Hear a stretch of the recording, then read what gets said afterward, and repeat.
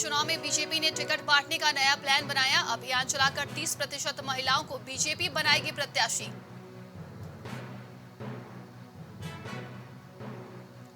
लखनऊ में निर्माणाधीन अपार्टमेंट का एक हिस्सा गिरा। हादसे में 5 झोपड़ियां दबी, कई घायल और 2 की मौत। चर्चित उमेशपाल हत्याकांड में फरार आरोपी सद्दाम चढ़ा यूपी एसटीएफ के हत्थे। एसटीएफ ने दिल्ली से किया गिरफ्तार। प्रेमिका की लोकेशन से फंसा पुलिस के चंगुल। कानपुर में शिक्षा के साथ हो रहा जमकर खिलवाड़। विद्यालय में अध्यापक रोज आ रहे देरी से, अध्यापकों पर कार्रवाई नहीं। 2000 के नोट बदलने का दिन नजदीक आ गया है। 30 सितंबर तक बदलने जाएंगे 2000 के नोट।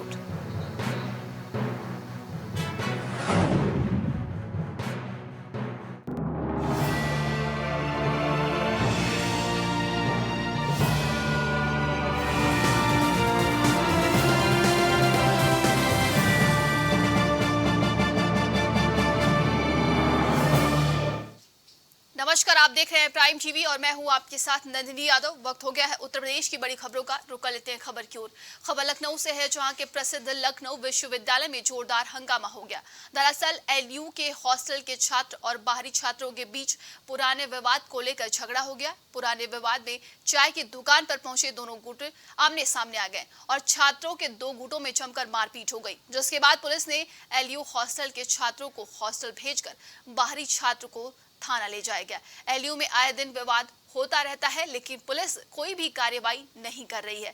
उसी लापरवाही के चलते आए दिन विवाद होता रहता है, जिसके बाद नाराज छात्रों ने पुलिस थाने का घेराव किया और जमकर हंगामा काटा है। तो खबर लखनऊ से है, जहां पुराने विवाद को लेकर 2 गुटों में झगड़ा हो गया है। बताया जा रहा है कि एलयू के हॉस्टल के छात्रों से लड़ाई और बाहर के कई छात्रों से हुई है, जिसके बाद अब पुलिस भी मौके पर पहुंची और तमाम तरह के कार्रवाई भी किए गए हैं। तो पुराने विवाद को लेकर 2 गुटों में झगड़ा हो गया है। लखनऊ विश्वविद्यालय का ये पूरा मामला है। बताया जा रहा है कि पुलिस ने अभी तक कोई कार्रवाई नहीं की। मौके पर पहुंची पुलिस ने सभी को बचाया भी है और कहा जा रहा है कि आपसी विवाद को लेकर 2 गुटों में झगड़ा हो गया है।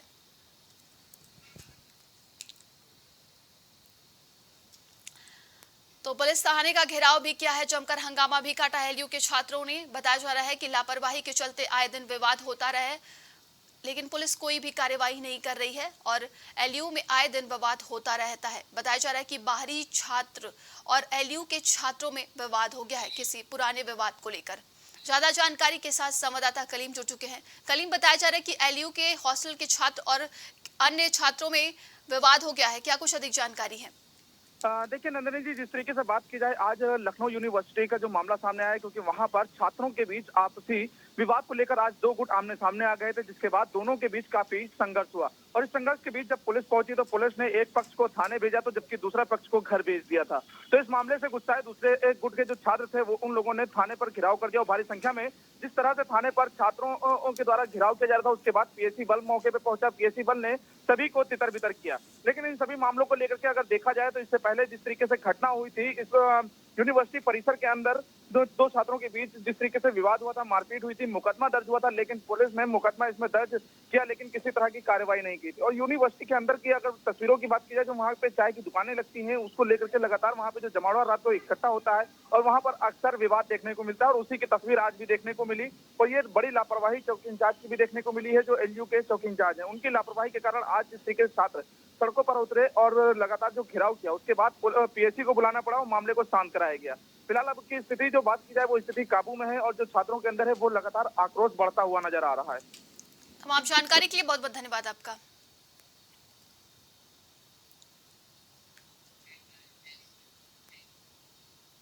बड़ी खबर लखनऊ से है, जहां पीजीआई थाना क्षेत्र स्थित कालिंदी पार्क के पास एक अपार्टमेंट में मल्टी लेवल पार्किंग की खुदाई चल रही थी। इस पार्किंग की खुदाई के दौरान बीती रात निर्माणाधीन अपार्टमेंट का एक हिस्सा धमाके के साथ मजदूरों पर गिर गया। इस धमाके से चारों तरफ चीख पुकार मच गई। सूचना पाते ही मौके पर पहुंची पुलिस ने फायर फाइटर समेत एसडीआरएफ की टीम को मौके पर बुलाया।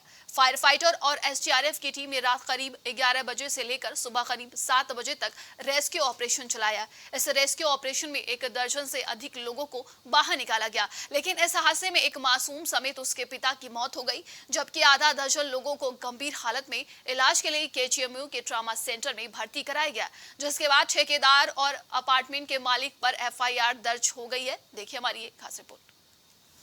वो दिन में खोदा था 5 बजे, रात के 11 बजे दीवार गिरा था, दबा के 10 लोगों में।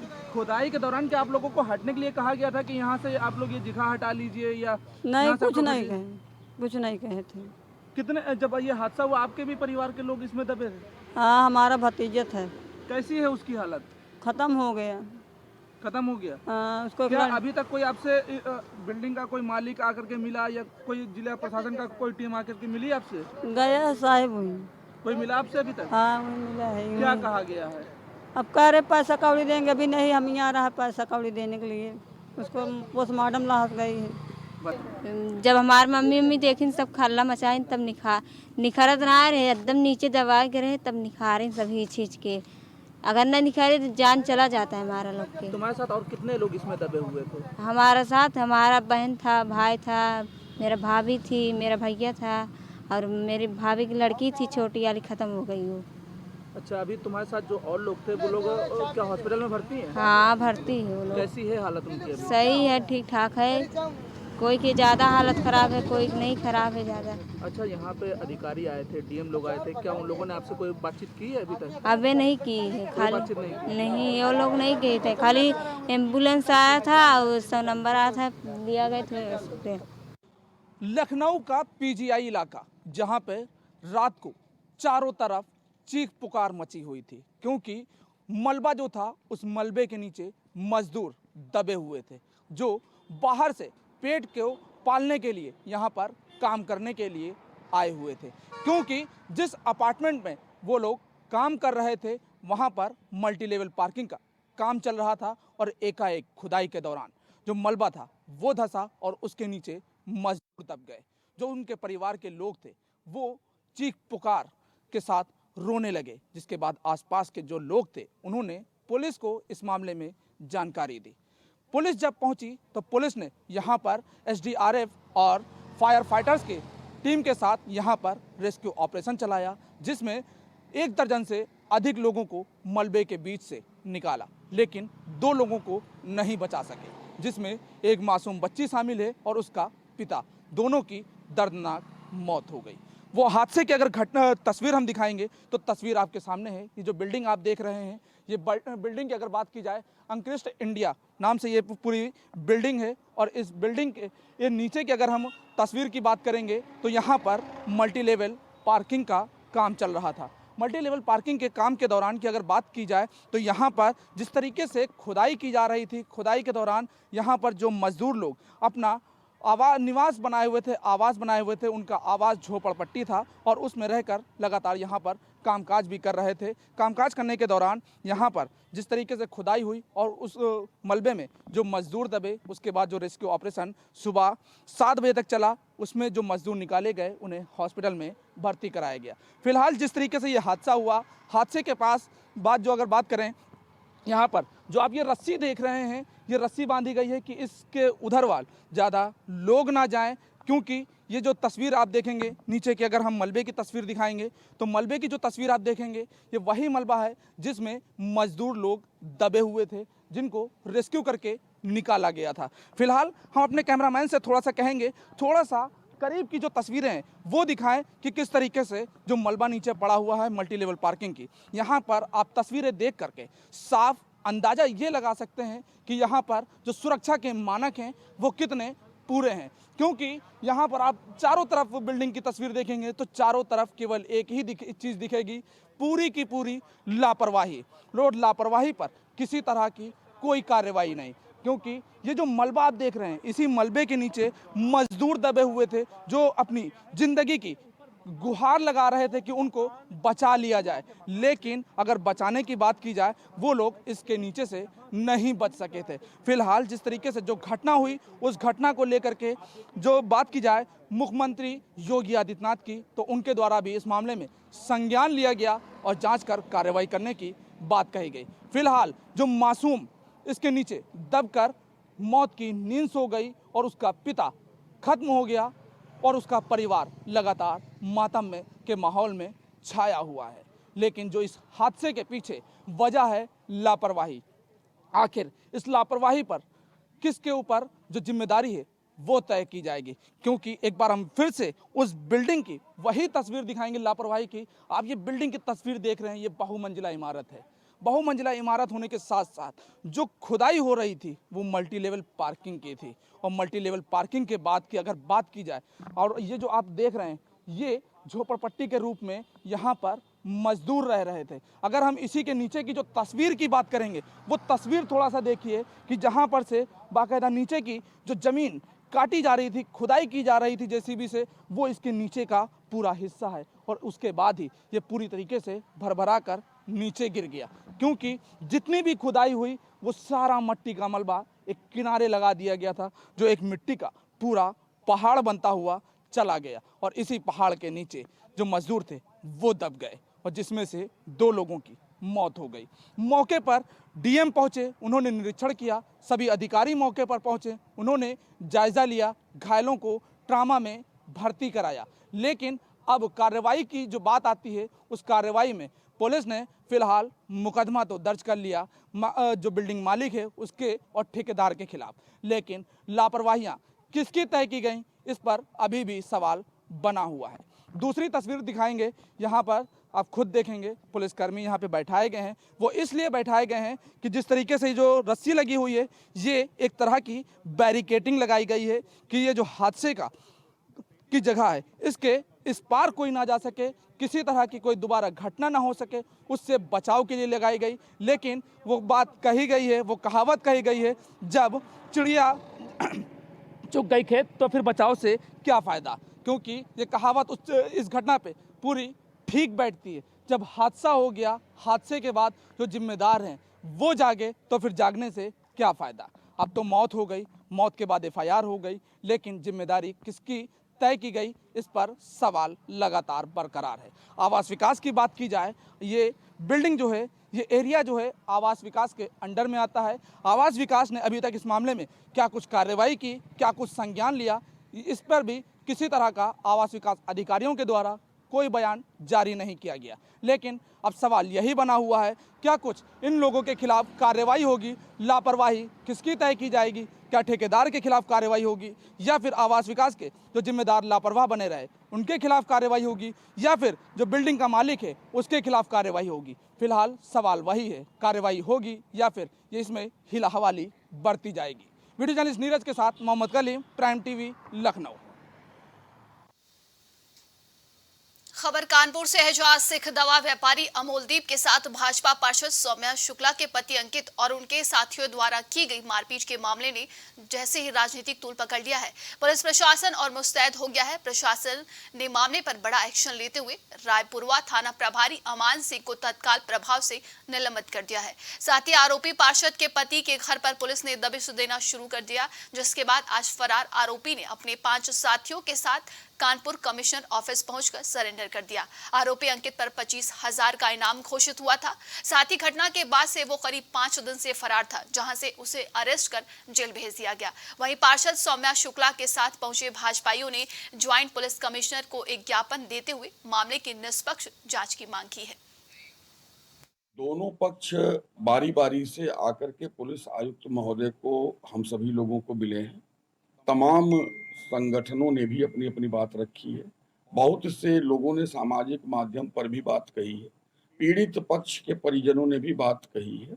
हम लोगों ने यह स्पष्ट कर दिया है कि जो भी वीडियो फुटेज में है, जो सीसीटीवी कैमरे में है, जो मेडिकल एक्सपर्ट्स की रिपोर्ट होगी, जो स्वतंत्र साक्षी के बयान होंगे, जो सही कार्यवाही होनी चाहिए, वह न्यायपूर्ण सही कार्रवाई की जाएगी। 5 लोगों को गिरफ्तार करके जेल भेजा गया है कि शासन में लोगों को कानून के हिसाब से के लिए।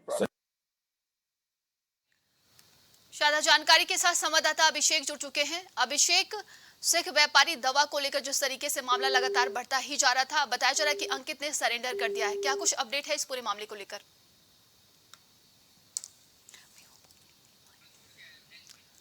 तो संपर्क टूट गया है हमारा अभिषेक से कि आपको बता दें कि दवा व्यापारी मारपीट में फरार था आरोपी। लगातार सिख समाज की ओर से प्रेशर बनाया जा रहा था। इसके बाद बताया जा रहा है कि 5 साथियों ने सरेंडर कर दिया है। अंकित ने भी सरेंडर कर दिया है। खबर कानपुर से है, जहां एक तरफ सीएम योगी की सरकार प्रदेश में शिक्षा व्यवस्था को सुधारने का प्रयास कर रही है, वहीं प्रदेश के कुछ स्कूलों के अध्यापक बच्चों के भविष्य के साथ खिलवाड़ कर रहे हैं। दरअसल कानपुर देहात विकासखंड मैथा के भंवरपुर गांव के पूर्व सरकारी स्कूल में पढ़ने वाले छात्र प्रतिदिन विद्यालय में तो समय से पहुंच जाते हैं, लेकिन विद्यालय में नियुक्त टीचर्स समय से स्कूल नहीं आते। छात्रों को विद्यालय परिसर में पहुंचकर अध्यापकों के आने का उनको घंटों इंतजार करना पड़ता है, लेकिन अध्यापकों के समय से विद्यालय न पहुंचने का ये सिलसिला लगातार जारी है। रिपोर्ट के मुताबिक विद्यालय खुलने का समय 8 बजे का है, लेकिन लापरवाह अध्यापक 9 से 10 बजे इसके पहले कभी स्कूल पहुंचते ही नहीं है। क्या नाम बिटिया? सैजल। अच्छा सैजन, कौन क्लास में पढ़ती हो? 4 में। 4 में। ये कौन सा विद्यालय है? भंवरपुर। भंवरपुर सरकारी विद्यालय। अच्छा, तुम लोग यहाँ पे आ गए सब लोग, और यहाँ गेट पे भी ताला लगा है, तो अध्यापक कितने टाइम आते हैं सब? सर जी 9 बजे, 10 बजे, 11 बजे। अच्छा, 9 बजे, 10 बजे, 11 बजे लगभग आते हैं। तो तब तक तुम लोग आके यहाँ खेलते हो और ताला लगा है इसमें, है? क्या नाम है तुम्हारा? आदर। आदर्श। कौन सी क्लास में पढ़ते हो? 4 में। 4 में। अच्छा, ये कौन सा विद्यालय है? अरे भंवरपुर विद्यालय सरकारी। सरकारी विद्यालय भंवरपुर। अच्छा, तो ये ताला तुम खोलते हो आके? हैं? रोज तुम ही खोलते हो? और ये चाबी किसने दी है तुम्हें? खाना जौन बनाते हैं। अच्छा, जिसने खाना बनाती है उन्होंने चाबी दी है तुम्हें, तो तुम ही खोलते हो। ये सारे मास्टर कितने टाइम तक आते हैं? कभी 9 बजे आते हैं, कभी 10 बजे आते हैं। अच्छा, कभी 9 बजे आते हैं, कभी 10 बजे आते हैं। तुम लोग खोल देते हो, इसके बाद यहाँ स्कूल में घुस जाते हो। खबर गोंडा से है, जहां पिछले कई दिनों से गोंडा में विश्वविद्यालय के मांग को लेकर युवा पीढ़ी ज्ञापन के माध्यम से लगातार गुहार लगाते हुए दिख रहे हैं। तो वहीं आज सैकड़ों छात्रों ने कलेक्ट्रेट कार्यालय पहुंचकर डीएम को संबोधित ज्ञापन सौंपा है और वहीं अल्टीमेटम देते हुए कहा कि अगर बातों को नहीं सुना गया तो बड़ा आंदोलन होगा। वहीं प्रशासन पर तंज कसते हुए कहा कि पिछले कई दिनों से लगातार विश्वविद्यालय की मांग को लेकर हम लोग ज्ञापन दे रहे हैं, उसके बाद भी जिला प्रशासन को नहीं दिखाई दे रहा है, इसलिए लालटेन लेकर आए हैं जिससे वो देख सकें। वहीं छात्रों का आरोप है कि पिछले कई घंटे से लगातार हम लोग धूप में बैठे हैं और डीएम बाहर आकर ज्ञापन लेने को भी तैयार नहीं है।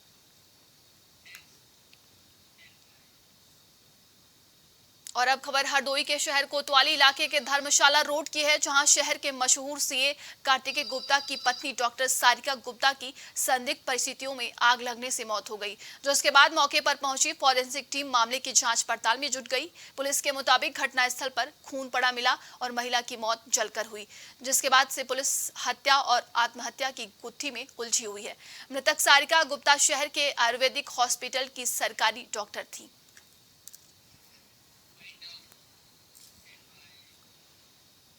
अभी के लिए उत्तर प्रदेश की खबरों में बस इतना ही। देश और दुनिया की तमाम खबरों के लिए आप देखते रहिए प्राइम टीवी।